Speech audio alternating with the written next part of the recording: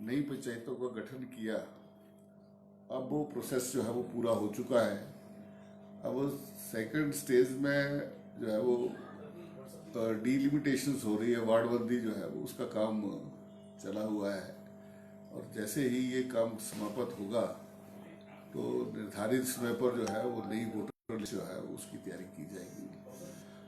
और उसमें भी एक एडिशन और डिलीशन का जो है वो एक प्रावधान रहेगा।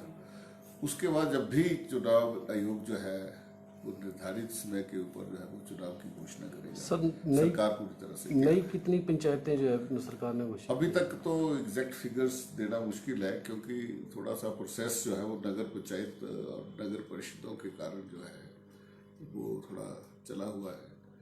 जैसे ही वहाँ से एडिशन डिलीशन जो भी होगी उसके बाद जो है वो सही फिगर जो है वो हम दे पाएंगे। लेकिन लगभग 404 नई पंचायतों का जो है वो इस वक्त जो है वो गठन किया गया है।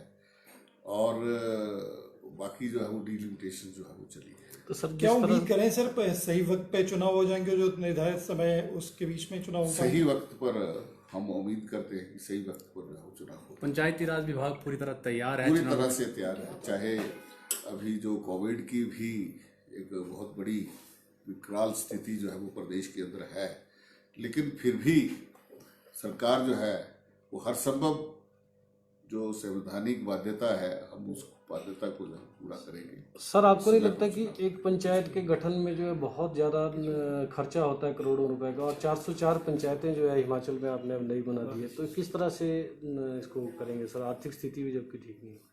ये बात बिल्कुल ठीक है कि जब हम नई पंचायतों का आपने गठन किया है तो प्रदेश सरकार के ऊपर एक आर्थिक बोझ जो है वो पड़ने वाला है। लेकिन फिर भी लोगों की समस्या को ध्यान में रखते हुए, क्योंकि मीलों दूर लोगों को पैदल चलना पड़ता था, जनप्रतिनिधि से मिलने के लिए उनको हमेशा जो थी वो दिक्कत रहती थी। और विकास में भी एक बड़ी बड़ी पंचायतें जो थी वो बाधा थी।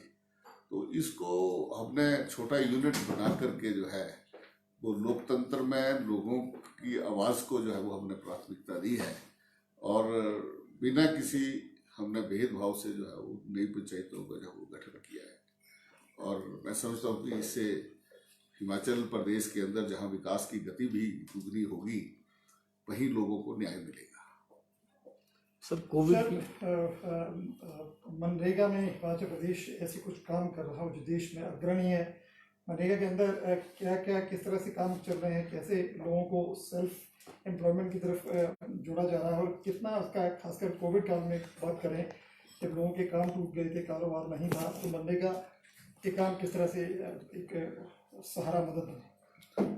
मनरेगा पहले कच्चे कामों के लिए ही जाना जाता था। जैसे ही सरकार बनी और हमने प्राथमिकता के ऊपर इस विषय को लिया कि हम मनरेगा के माध्यम से और कन्वर्जेंस हम विभिन्न जो हमारी योजनाएं हैं उनके साथ करेंगे। और फिर हमने कहा कि 1 साल 4 काम, ये हमने एक गांव के अंदर जो है वो ग्राम पंचायतों को एक टारगेट दिया कि हमें 4 बड़े काम भी साथ जो है वो करने हैं। और उसके लिए हमने कहा कि कुछ हमने मॉडल्स खड़े करने हैं। और आज मुझे जानकारी जो मिली है, जो हमें प्रसन्नता भी है, कि प्रदेश के अंदर ऐसे हमने इको पार्क्स बनाए हैं जिनके ऊपर कोई 1-1 करोड़ रुपया जो है वो खर्च किया है, जिसके अंदर हमने जहाँ प्लांटेशन भी की वहाँ पर अच्छे जो है वो तालाब भी बनाए, जिसके बीच में हमने टॉय बोट्स वगैरह भी डाली। और यहाँ तक कि टॉय ट्रेन भी जो है वो हमने मनरेगा से टूरिज्म को अट्रैक्ट करने के लिए जो है वो चलाई। जो एक नया कंसेप्ट पूरे देश के अंदर हिमाचल ने दिया है कि मनरेगा के अंदर जो है मनरेगा टूरिज्म, ये कंसेप्ट जो है वो हमने दिया है। और उसी तरह से हमने मनरेगा के माध्यम से 14-14 किलोमीटर 13-13 किलोमीटर लंबी सड़कें तारकोल से बड़ी हुई वो भी बनाई।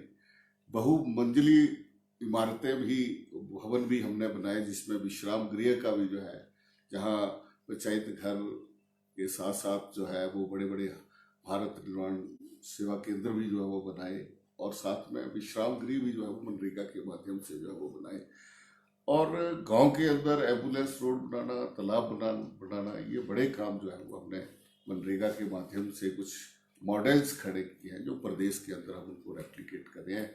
जहां मनरेगा के कारण जो है, जहां हमने प्रदेश के अंदर विकास को एक नई दिशा दी है, वहीं पर जब कोविड कार्यकाल के अंदर भी जब हम प्रथम लॉकडाउन खत्म हुआ, द्वितीय लॉकडाउन शुरू हुआ था, तो हमने माननीय मुख्यमंत्री जी ने प्रदेश के अंदर ये सारी एक्टिविटीज ग्रामीण विकास की जो है वो शुरू कर दी थी। तो उसमें हम नई योजनाएं भी लेकर के आए। मुख्यमंत्री 1 बीघा योजना लेकर के आए, गांव के अंदर पंचवटी जो इको पार्क बने, और जो बच्चों के लिए, बड़ों के लिए, नौजवानों के लिए, बुजुर्गों के लिए एक सार्वजनिक स्थान को विकसित करना, कि उनको जहाँ सैर करने के लिए बच्चों को झूले लगा करके, और नौजवानों को वहाँ पर जिसको कह सकते हैं कि ओपन जिम हम बना करके जो है उनको जो है वो दे रहे हैं। इस योजना को भी, दोनों योजना को एक लोगों ने जो है वो बहुत ही ये योजनाएं लोकप्रिय हुई, और आज जहाँ पूरे प्रदेश के अंदर 21 अप्रैल के बाद जो मनरेगा एक्टिविटीज जो चली है, उसमें जो हमें टारगेट मिला था करीब 2,75,00,000 मैन डेज जो थे वो जनरेट करने थे पूरे वर्ष भर में, लेकिन हम करीब 2 करोड़ से ज़्यादा मैन डेज जो है वो अब तक जो है वो हम टारगेट से जो है वो काफ़ी आगे जो है वो पहुँच चुके हैं। तो मैं ये कहना चाहता हूँ कि जहाँ हमने रोजगार भी दिया, और गांव के अंदर आधारभूत ढांचा भी जो है वो हमने मनरेगा के माध्यम से जो है वो खड़ा किया, जिससे आज कोविड के कार्यकाल में जो है वो एक जो संकट की स्थिति थी, लोगों को रोजगार की स्थिति थी, वो हिमाचल प्रदेश में जो है वो नजर नहीं आई, और लोग जो है वो हमारी इस काम से जो है ऊपर से।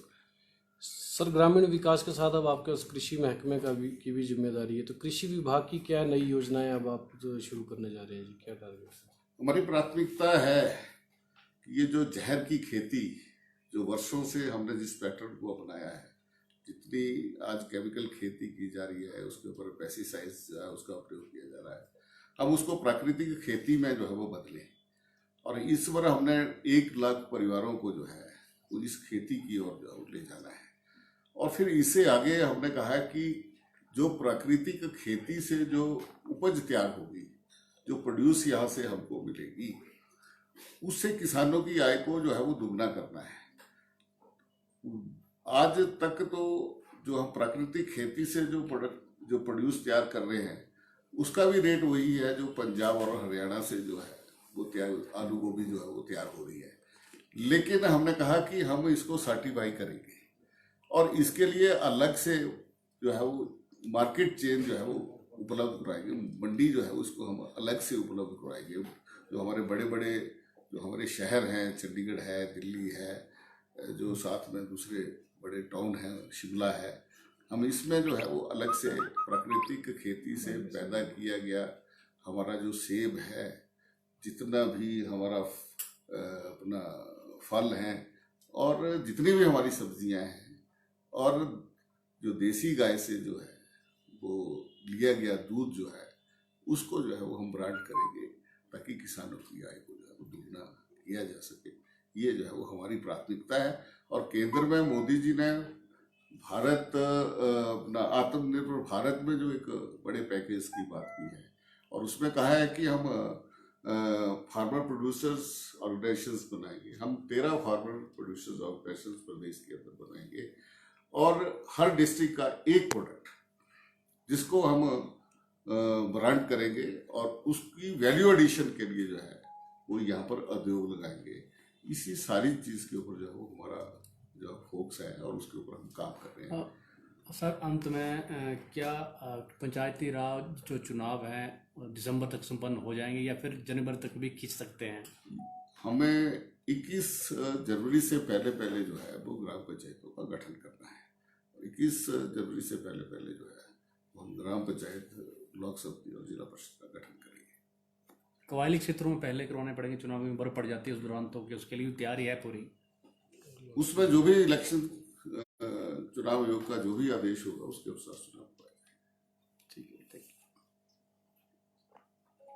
यू। गौ सदन